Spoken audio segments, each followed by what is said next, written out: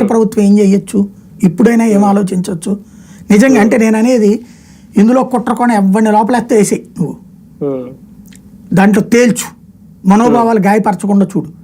అసలు తేల్చాల్సిందండి ఇప్పటికైనా భగవంతుడు మనకి ఇచ్చిన అవకాశాన్ని వాడండి.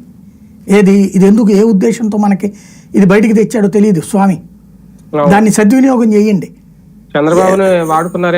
ఆయనే చెప్పారు కదా ఆ మొక్క, శాశ్వత పరిష్కారం కావాలి అంటే గోశాలలు బాగా పెట్టండి.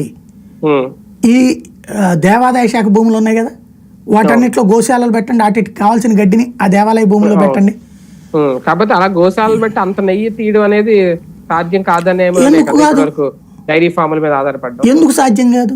డైరీ ఫార్మ్ ఒకటి చేయగలిగింది, మనం చేయలేమా?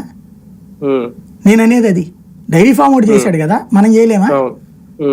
ఇప్పుడు దాన్ని ఏమంటారు, ఒక వాటిని పెంచే తీరు అన్నది ముఖ్యం ఇక్కడ.